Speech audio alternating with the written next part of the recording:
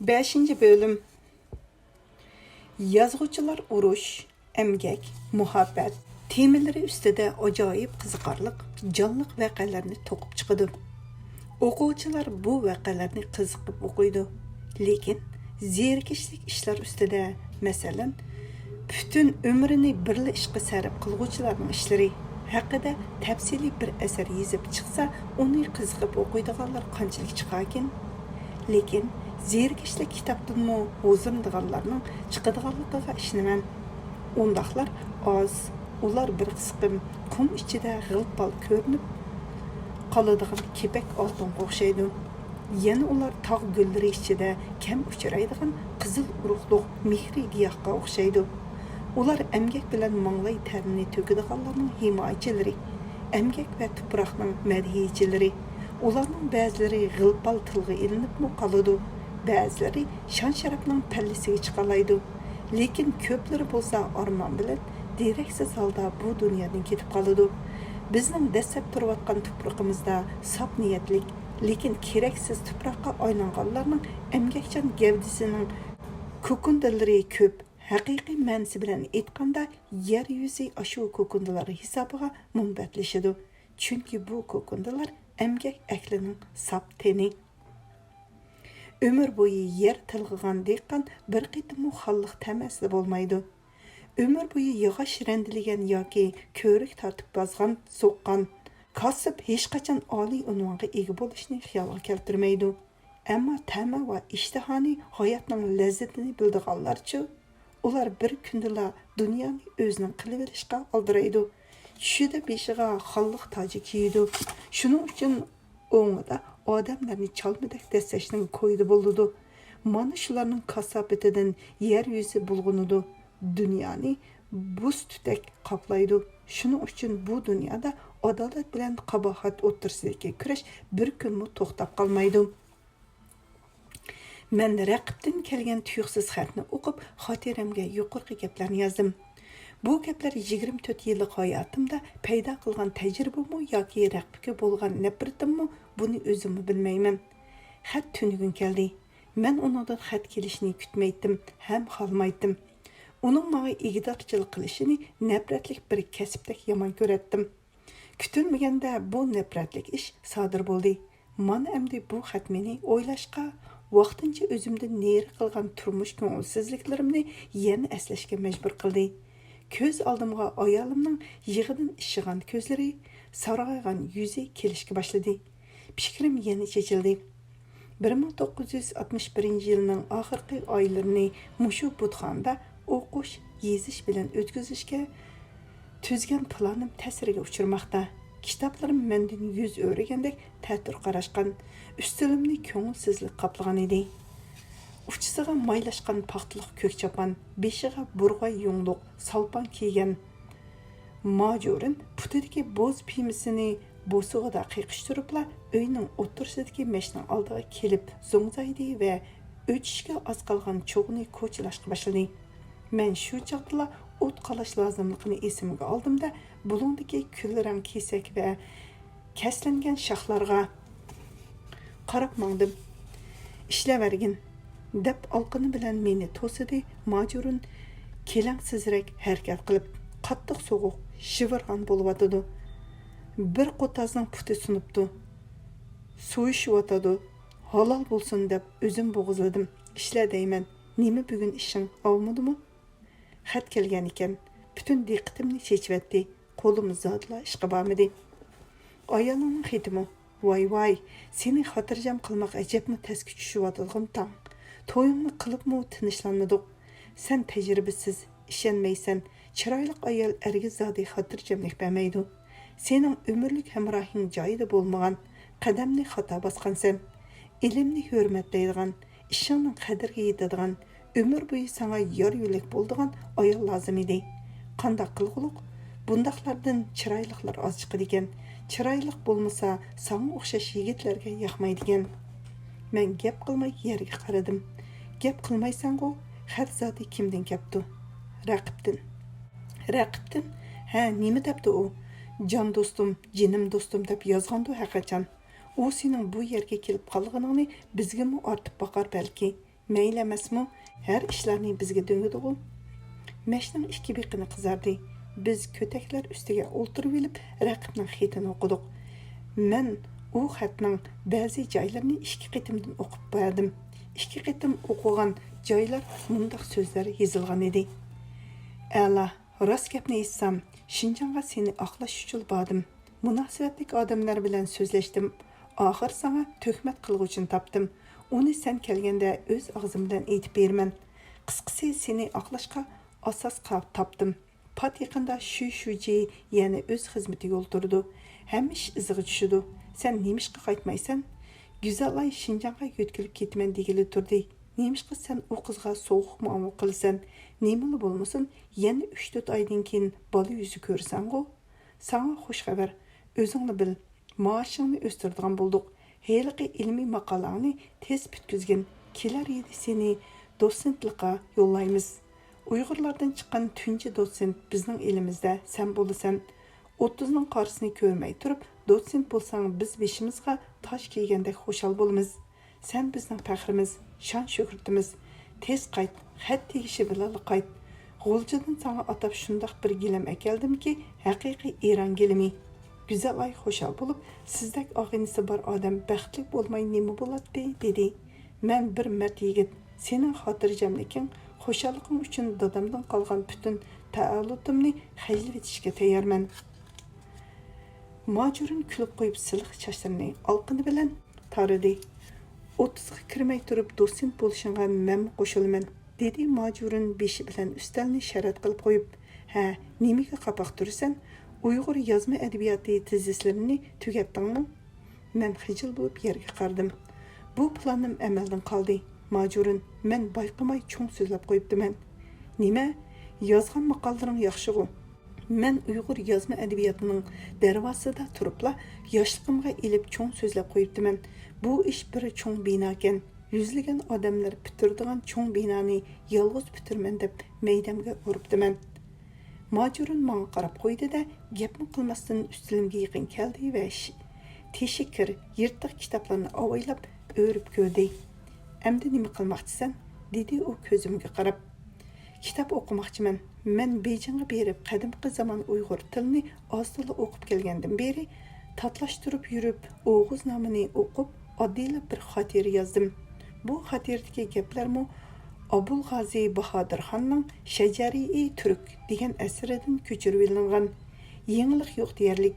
Men Mahmud Qashqardan tortib tajalligacha bo'lgan adiblarimizning qo'limizda hozircha bor asarlarni bir qadar pishiq o'zlashtirib chiqmay turib, qandaqmi katalog tezislardan so'z ochalayman.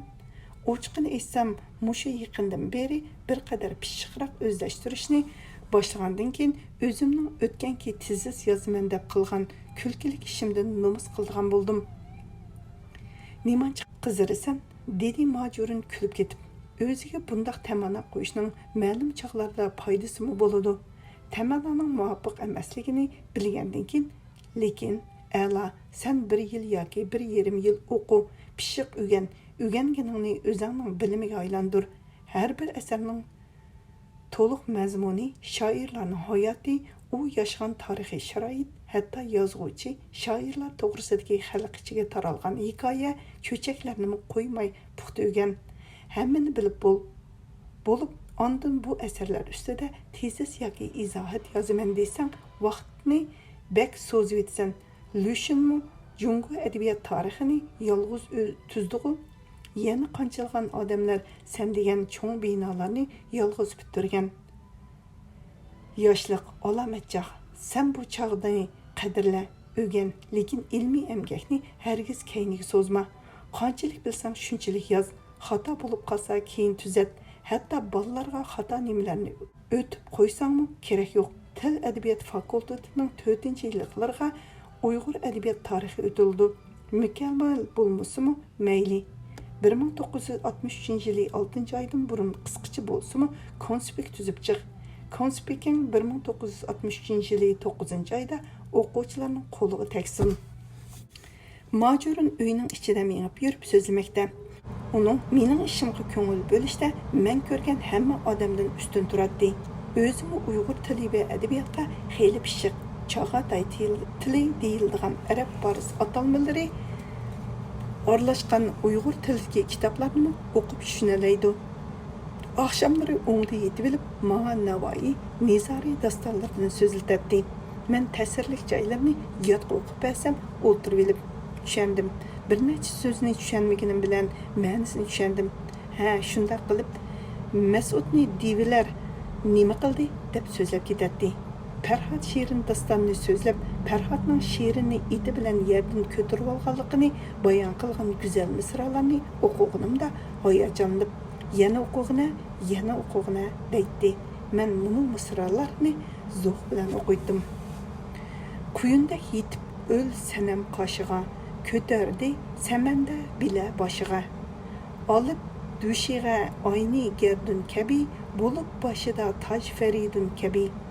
Qachonkim nigori bo'lib toj anga, muhabbat maqomida meroj anga.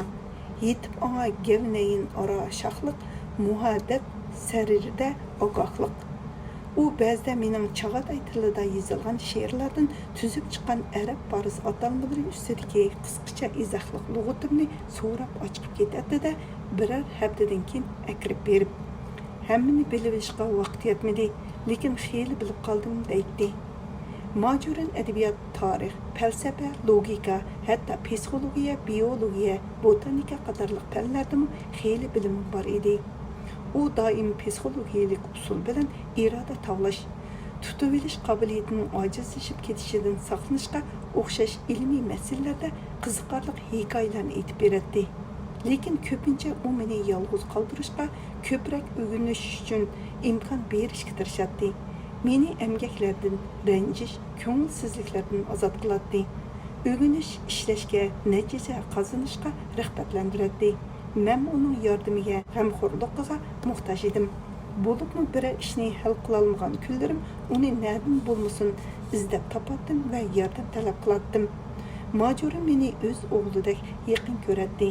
Mening uchun qiyinchiliklarga bosh qotiradi. Mening sirtimdan ishlarimni bitirib qo'yadi. U otliq mehrga to'lgan titrangu ovozda meningdan so'rdi. Güzelay bilan bir umr o'talamsan? O'tishi mumkin, dedim texicha o'z-o'zimga qo'yib bakmagan bu savolga mujmal javob berib. Sen yoshlik, muhabbatning kuchi bilan shundoq davatsan, dedi u aldirmay so'zlab. Muhabbat insonni baxtlikmi qiladi, xarobmi qiladi. Oila yolg'iz muhabbat bilan ko'klamaydi. Ba'zida sizlarnikidek kuchlik muhabbat to'ligisiz yo'qotishga sabab bo'ladi. Sizlar balliq bo'lgandan keyin oranglarga o'zaro intizorlik so'zlashadi. Bola cho'ngaygan sari bir-biringlarning ayblari ustida so'zlaydigan bo'lasizlar. Burun sizlar yangi muhabbatlashganda ko'milib qolgan aybinglar mana men deb chiqdim. Burun ko'rmasga salgan mijozinglardagi farqlar oshkorlandi. Sizlarga qoshishlar bo'ladi. Sizlar gap talsizlar, voqirsizlar, hatto bir necha kunlab bir-biringlarga gap qilmaydigan bo'lasizlar. Muhabbat maysillarga tushadigan ushuk mana shu. Bu ushuk muhabbatni xarob qiladi.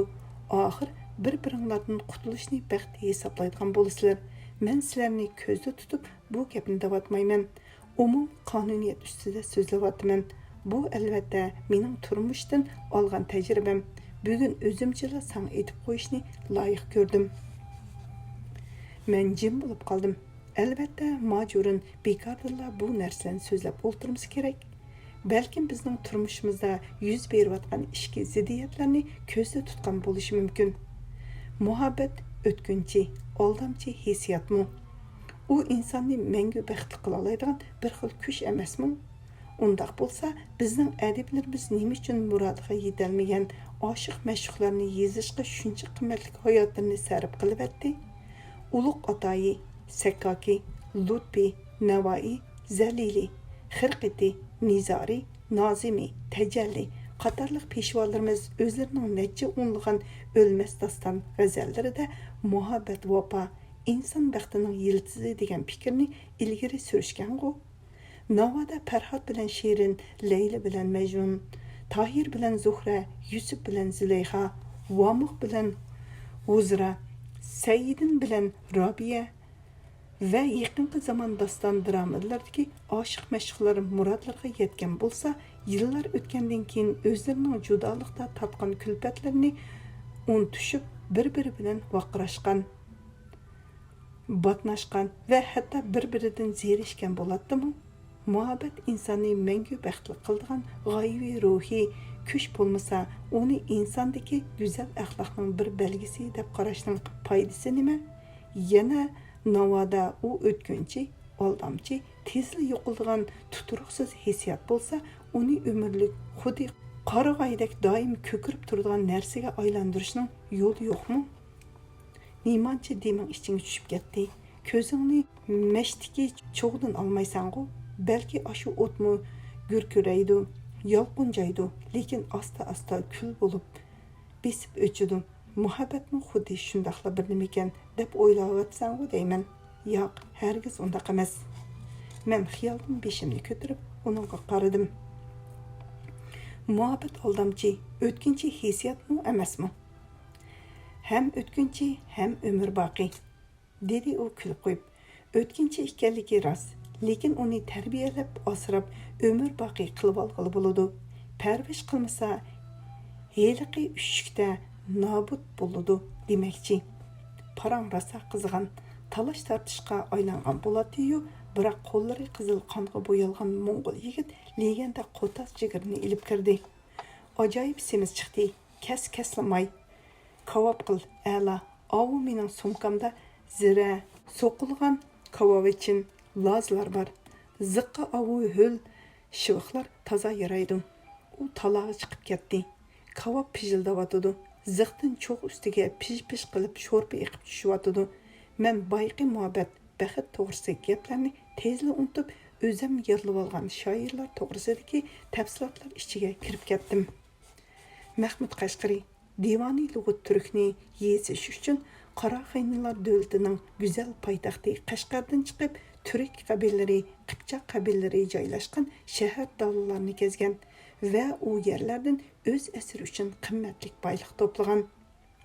Yusuf Hasajib jafoliq emgak qilib, Uyg'ur tilining kuch-qudratini namoyon qilgan 13 ming misradan ortiq o'lmas dostonni yozib qoldirgan.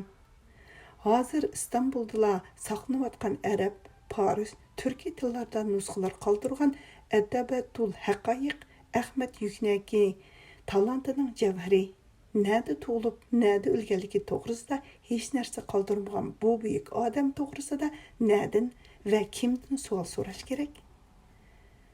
Atayining birli qo'lyozmasi bor. U hozir Leningradda. Bu qo'lyozmaning aynan o'zini qanday qilib ko'rgili bo'ldikin, Sakaki to'g'risida kimlar yaxshiroq bir material tayyorlab chiqargan.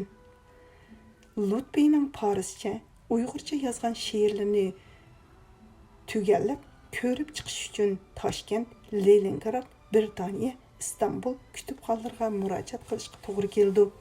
Bu talon-taroj qilingan asarlarni yig'ib o'z tilimizdan nashr qiladigan chaq kelmadimi? 99 yillik hayotida biz uchun adabiyotning oltin g'aznalarini beyitib bergan bu ulug' emgak ahlini dunyo madaniyat sahnasiga qachon elib chiqamiz? Qachon davlatimizning madaniyat g'aznasidan uningga muvofiq o'rin beramiz? Ulug' Navoiyning 16 xil yirik janridan tarkib topgan 44803 misraliq 3130 parcha she'ri boyligini bütün Jungo xalqiga tanıştırışning amalini qilish kerak. Buningga yaramliq kuch bizda bormikin? Zalili safarnomasini yezish uchun Yerkandan eshak bilan yo'lga chiqib, Qaraqosh, Xotan haqida go'zal misralarni qoldiribdi. Shoirning eshak bilan besib o'tgan shu muborak safarni bugun mashina bilan takrorlag'ili bo'lsaydi. Xirqiti 16 yil madrasada o'qib, arab Paris tilini shunchalik puxta o'rgangan ha. Bu jihatda cho'nqur bilim egallagan bu qalam egasiga buningdan 216 yil keyin tug'ilgan tajallini selishtirishga bo'ladi. Tajalli ko'p umrini Dehli, Kabullarda o'tkazib bilim o'rgangan.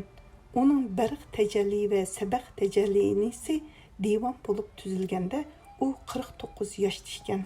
Onun Arab Paris tillardagi she'rlarini ustozlarning yordami bilan tushungili bo'lar. Lekin hindi tilida yozgan she'rlarni-chu, tajalli uchunla hindi tilini o'rgansam bo'lamdi ya. Kitap g'azat dar milk için to'g'risida xato maqollar yozildi, ko'zdan ayrildi. Yaqi yurtda olamda o'tgan emgakchi xalqning do'sti shoir Molla Billani himoya qilish, uning tarixiy o'rnini adabiyotimizga qo'shgan ulug' to'kpisini jazman muqimlashtirish kerak. Ah, muyassar bo'lmadi ko'nglimda armonim mening, bu jihatdan tamdi yerga eshik xun borim mening.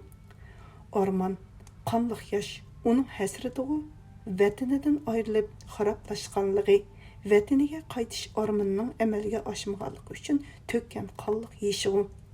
Qani kavob, cho'chib qarsam mojurin kulib qarab turibdi.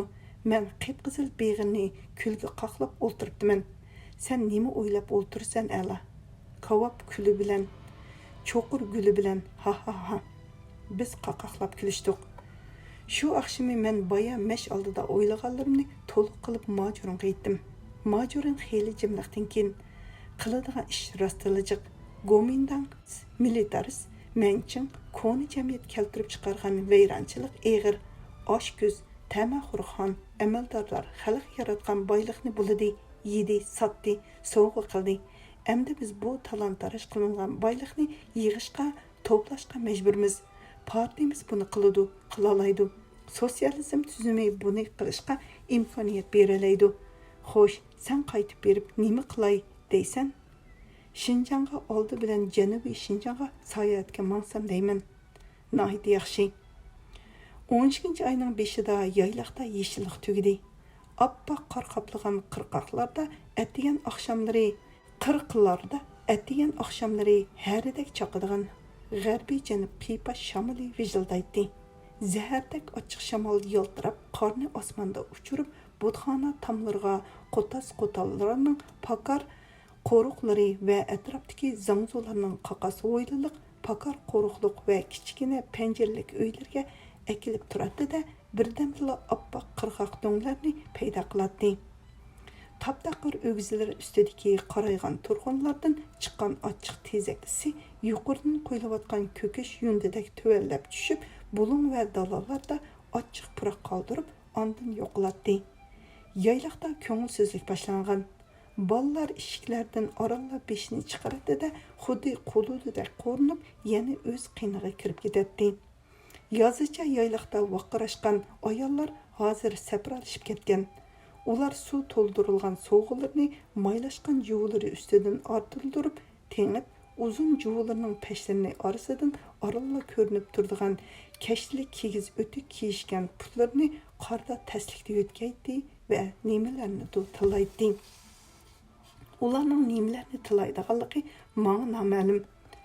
Lekin men ichimda jihli narsalarni, muni budxonni islashtirayotgan tinimsiz shamolni bir necha kundan beri qo'ruq zamba yegizib, boshqa tamoq bermayotgan zavxozni, muhimi Lanjodan bir oydan beri kelmayotgan mashinani tilaydim. Ko'mir, un, tuz biroqla tugagan. Ozuqliqqa ashu zamba uchun arpa uni bilan seriq yog', qalashqa bo'lsa tezak bilan arpa manginilab qolgan edi. Yotoq sovuq va is, na qo'lni yanchiqdan chiqarg'ili, na ko'zni ochqili bo'lmaydi. Ishini pat-patla ichib yetadi.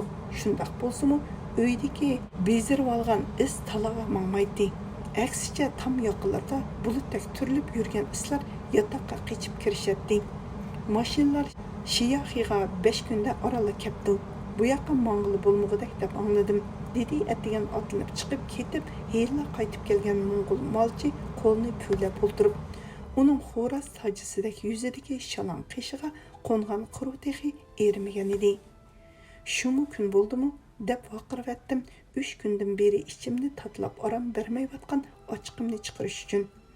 Yeydiqnimiz talqan, umu sovuq texi kechacha titrab chiqayotgan. Bularga mayli odamning o'g'sini qaynitib, ya istin ko'z ochqil bo'lmagan 3 kun bo'ldi. Kitob o'qiy olmayapman. Bundaq kundan do'zax yaxshi.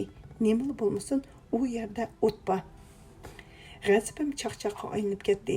Orqa-orqadan tamaki chekib, egar ustida beshini sangiltib o'ltirgan majorin qaqaqlab kulib ketib edi.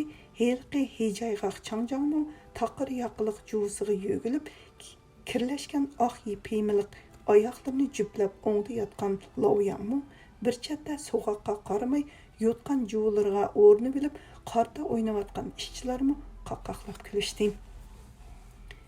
Qo'yinglar, dedi Majurin kulki besilgandan keyin ishchilarga qarab, sizlar avu yozli qo'tanning bir temini chuvib, chimlarni menga sunib beringlar, muni turxullarni bir tuzab baqay. Ishchilar Majuringa agishib, tasda o'rnidan turishdi. Isliq uyda o'ltirgandan ko'ra so'g'uq yegan tuzlik deb Lovyang ikkimizmi ularga agishib chiqdik. O'xshashlar taladimi ko'z ochqili bo'lmaydi.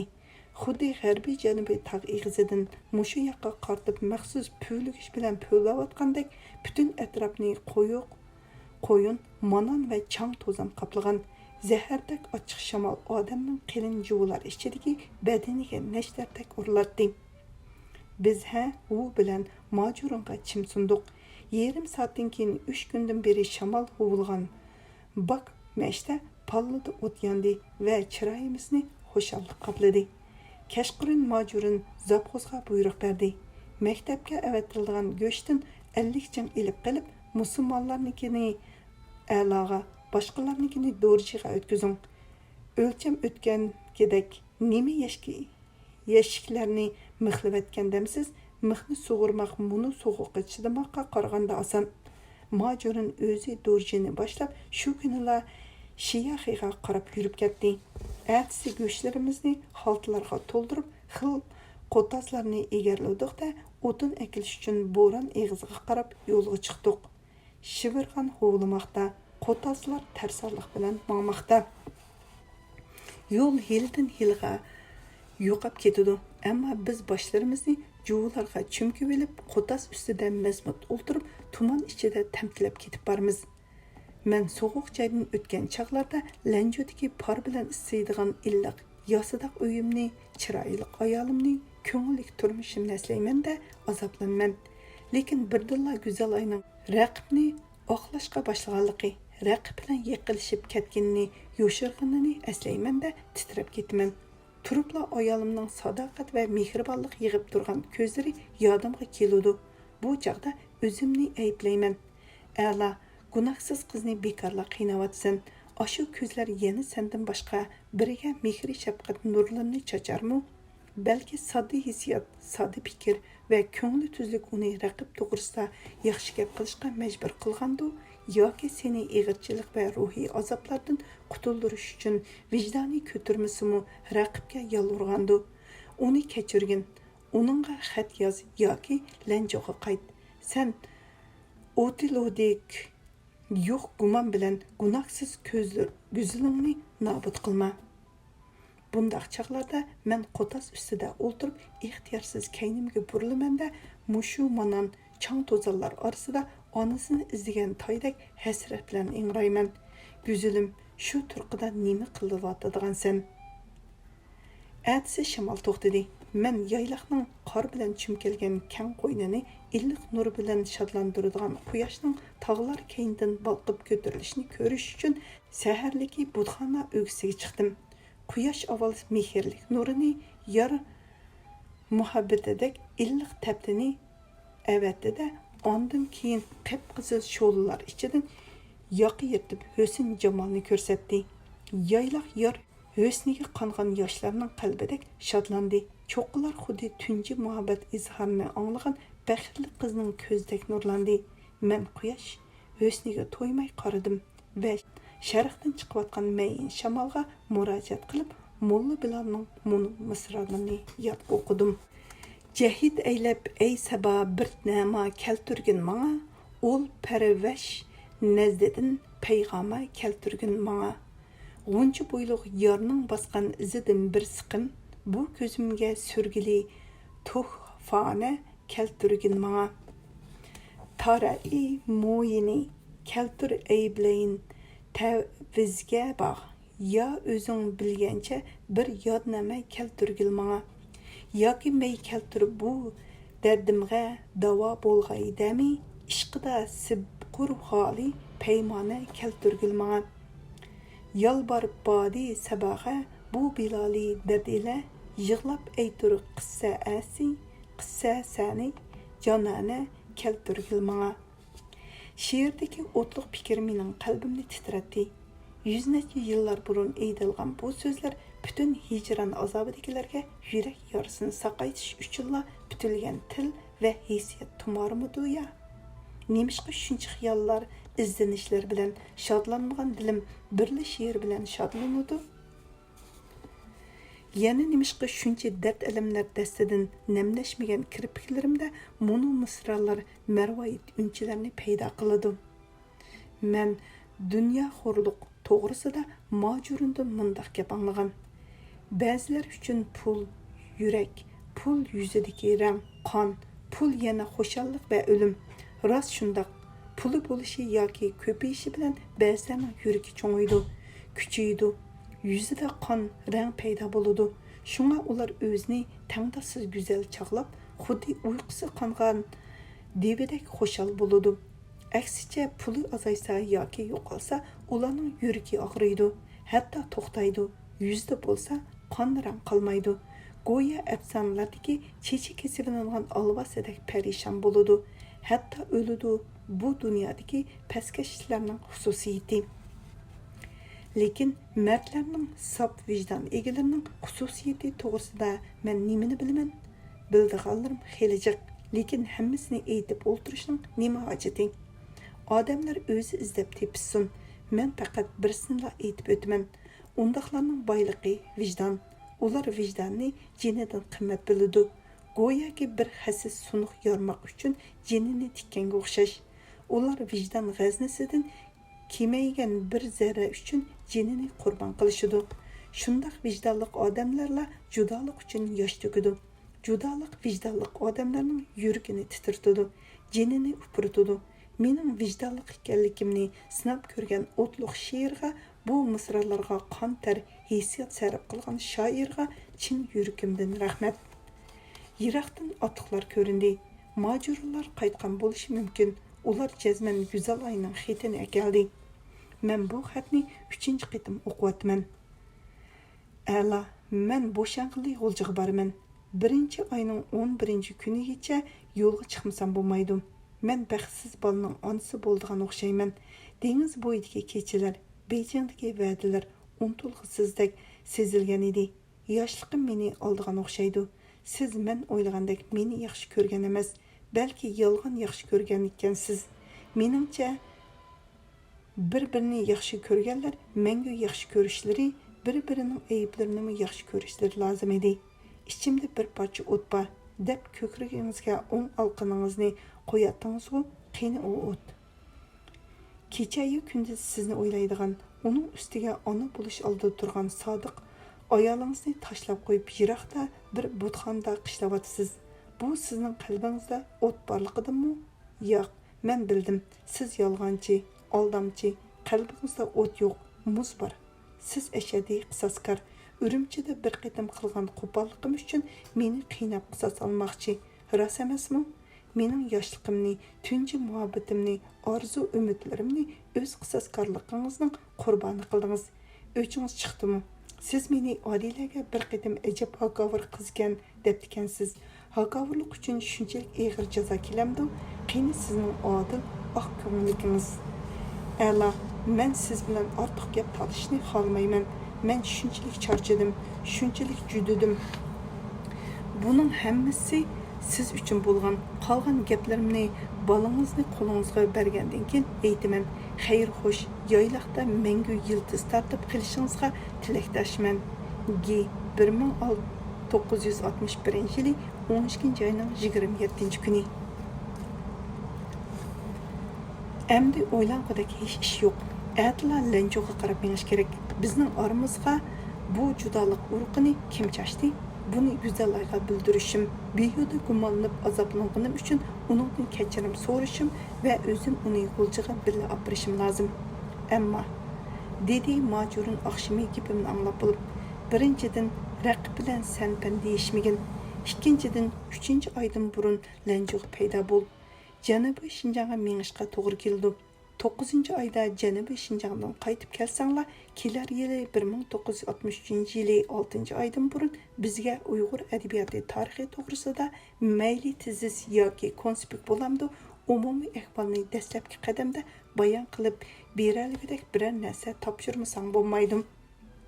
Ammo men 3 kungacha Ganjadan qo'zg'almadim, chunki bo'ron yana boshlangan. Bu qitim qor yoqqandan keyin bo'ron chiqqachqa sirda ko'z ochqil bo'lmaydi. Shiyahi yo'li emas, tövendeki suv bo'yiga boradigan yo'lni topqili bo'lmaydi. Majorim bundaq bo'ronda meni hargiz yo'lga solmaydi. 6 kuni, yana 1-oyning 7-kunida men Dorji bilan birga Shiyaga qarab yo'lga chiqdim. Yo'l yo'q. Ba'zi kültük qarliq yerlerden otlarni yetlab o'tkazib Shiyahi mehmonxonasida tit bo'lib 3 kundan beri mashina kutib yetyapman. Yana 5 kungacha Lanjuga yetib bormasam, go'zal ay ketib qoladi. Oramizdagi ko'ngilsizlikni yo'qotish texim qiyinlashadi. Xuyzlar ochgan Zasuyxona mening kitob o'qib vaqt o'tkazadigan yerim bo'lib qoldi. Chunki Shiyahi mehmonxonasida mashina kutib turayotganlar nihoyat ko'p.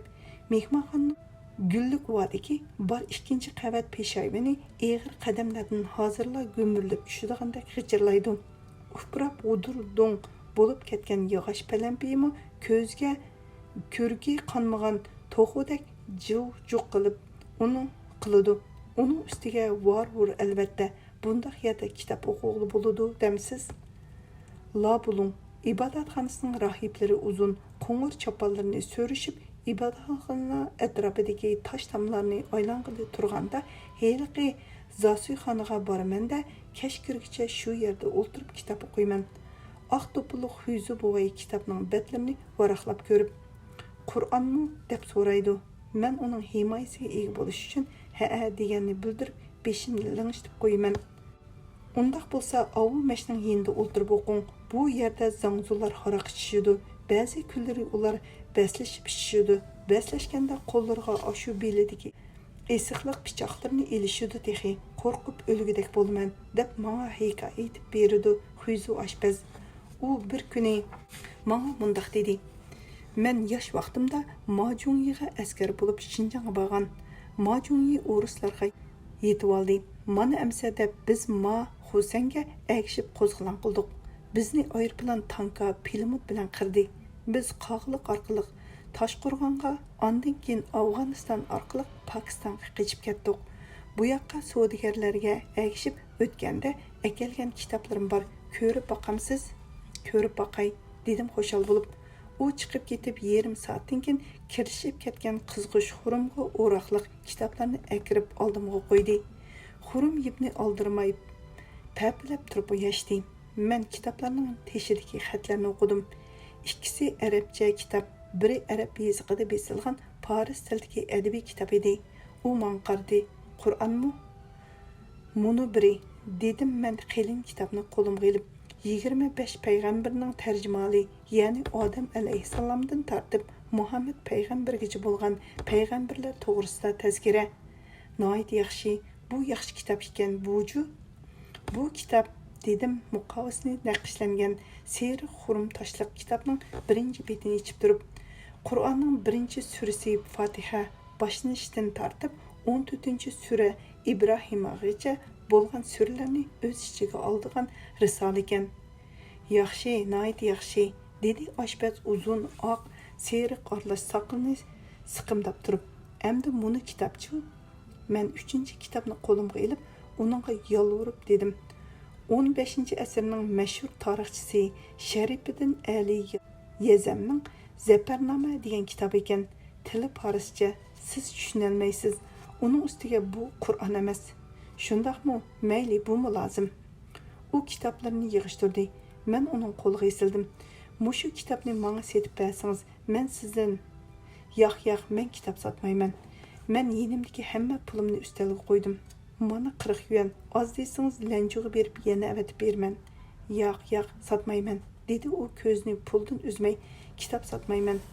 Muni juvunimi qo'shib beray. Ishchi oq sensan." Ko'k toshliq uzun juvuni uningga ko'rsatdim. U menga qarab qo'yib, juvuning yumshoq tashlangan pashlarini tutib ko'rdi-da, beshini tatlab qo'yib, "40 yil saqlab, endi men bu kitobni bir otga tegishman. Rost shundoq. Ma axun yaroq bir etini bere desimi unutmagan edim. Endi sizga yoq deyolmadim. Bo'pti, juvingiz qiyirlarga loyiq yumshoq juv ekan. Albatta uning bir otga tegishmagini yolg'on. Tunji xaridori men ekanligimda shubha yo'q. Uning 40 yuanni to'sh yanchiqqa silayotgan qo'lining bilinar-bilinmas titrishi, ko'zlarining xushallikdan o'ynashi boyiqi so'zning yolg'on ekanligini bildirib turadi. Lekin men uning yolg'on so'zigimi ichimdan xushal bo'ldim. Xo'shlashib chiqqanda oshpaz menga 2 qo'y beshi, 1 qeyrin va 1 kilo kelgudek tavanini yo'lga tutdi. Yo'lda men tushgan mashina peshkelga yo'liqi berdi. Uning ustiga juvsiz edim, qattiq muzladim. Linshaga kelganda jaloqlab titrib, xudimni bilmay yetib qoldim. Meningda na pul, na ozuqliq qolmagan. Mehmonxonaning bir rahimdil xodimi meni yotoqqa o'rlashtirib qo'yibdi va kichkina bir doktorxonaga olib boribdi. Men 3-kuni buni bildim va atrofimdagilarga qaradim. Bu qayer? Linsha, dedi chiroyli sestra qiz kulib turib. G'arbiy Shimol Millatlar institutini bitirgan bir dongshiyan qiz sizni taniydi ekan. Shu qiz sizni doktorxonaga keldi. Maktabga telefon berdi. Hozir Tavxiy daryosining kemasi to'xtab qopti. Mashina o'tolmaydi ekan. Sizlarning shuji bizning oblastning shujisiga telefon beribdi. Oblastning birinchi shujisi tunugun keldi. Sizni yaxshi davolab, saqaytib, aeroplan bilan qaytaradigan bo'ldi. 3 kun bo'ldi. Hech narsa yemedingiz, tamoq yevalang. Men sestradan sordum. Bugun chislag'i qancha? 16. Nima? Demak, Go'zalay Shinjonga ketdi degan so'z. Bir haftadan keyin G'arbiy Shimol Millatlar institutidan kichik mashina keldi. Meni emgakka avatgan kadrlar bo'limining heliqi Kıjangi menga 2 qo'lni so'zdi. Saqaydingizmi? Yaxshi, noit yaxshi. Qandaqlarcha bu qahraton qishda Shiyaxidan yalang chapan bilan yo'lga chiqdingiz? Shundoq bo'lib qoldi. Juvingizchu, maktab juva pima bergan-ku, bilmadim nada qoldi ekan. Sotdingizmi ya? Ha-a. Qanchaga? Bir kitobga. U menga hayron bo'lib qarab qo'ydi. Shundoq qilib, ayolim mening yo'lga chiqqanligimni bilib turib Shinjonga ketiberdimi? Ha-a, yo'ldosh raqib shundoqroq dedi. Kıjan bütün hisob kitobni tugatdi-da, biz atsi yo'lga chiqdik. Mashina meni tavritib ketib bordi. Men lanju xizmatim ayolim to'g'risida xiyol qilib ketib boraman. Endi ayolim qandoq bo'ladi? Rostla mening yo'lga chiqqanimni bilib turib ketib qolganmidi? Uning mendan ko'ngli sovib ketganmidi? Lekin uning menga qo'ygan ayblari menda zodili yo'q. Men uni oldimadim. Men qisosxo'r emas. Men uni bütün muhabbatimni atab yaxshi ko'rganman. Helimi shundoq yaxshi ko'raman. Kim bizni bu judolikqa majbur qilyotdi? Bu raqib emasmi? U yana bir hiyla yoki ig'vo bilan go'zal ayni g'uljiga yo'lga selib bo'lsa-chi, uning go'zal ayni tanlashi texcha davomlashyapti. U bizning oramizdagi kichkina jironi cho'ngaytmoqchi. Bizni vayron qilmoqchi. Men bu savollarga javob bera olmaydim. Men go'zal ayni seg'inmoqdiman. Uni o'ylamagan birmi kunim yo'q. Men uningsiz baxtli bo'la olmayman. Miskin ko'nglimni Molla Bilalning munu she'ri bilan avutdim. Ah, neyleyin bu pelek qildi nigorimdan juda. Endilib yağliq bo'lib men gulzorimdan juda. Hey judolikdan, hem judolikdan beri enduh g'amga yorman, hem meni qilgan uchun ag'yar yorimdan juda. Yig'lamay neylen bugün bir hastai avarman, kim emin saatda bo'ldum biqorimdan juda. Şiir miskin ko'nglimni tegmazdi, ko'zimdan yoshlar oqdi. Bu yoshlar kelgusi baxtning tomchisimi yoki texmi cho'ng ko'ngilsizlikning boshlashimi? Buningga kelgusi javob bersin. Men kelgusi uchun xuddi qanotlangandek ildab ketib borman. Lekin badanim quvvatsiz, put qo'lim bog'an sari mag'dursizlanmoqda.